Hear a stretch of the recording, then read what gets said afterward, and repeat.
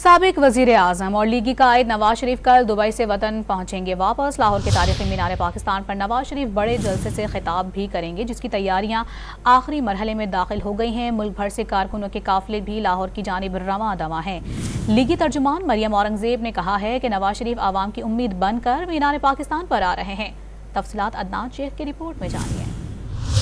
जलसागाह में पार्टी परचम, कुर्सियां, लाइट्स और बड़ी बड़ी स्क्रीनें भी लगाई जा रही हैं। जलसागाह में MNAs, MPAs, खवातीन और नौजवानों के लिए अलग अलग इंक्लूसिव तैयार किए जाएंगे। नवाज शरीफ, शहबाज शरीफ, मरियम नवाज और हमजा शहबाज VVIP गेट इस्तेमाल करेंगे। मुस्लिम लीग नून की नजर में नवाज शरीफ ही आवाम की उम्मीद बनकर मीनार पाकिस्तान आ रही हैं। मुस्लिम लीग नून का टारगेट नहीं है, ये पाकिस्तान का टारगेट है और ये पाकिस्तान की तरक्की का टारगेट है, ये पाकिस्तान की खुशहाली का टारगेट है, ये पाकिस्तान के लिए अमन की वापसी का टारगेट है, पाकिस्तान के नौजवान के रोजगार का टारगेट है। शाहराहों, रिक्शों पर नवाज शरीफ के लिए इस्तकबालिया बैनर्स, फ्लैक्सीज आवेजा कर दी गयी। साबिक वजीर आजम की आमद पर शहर भर में फूल गिराए जाएंगे। लीगी मतवालों के काफिले लाहौर की जानिब रवा दवा हैं।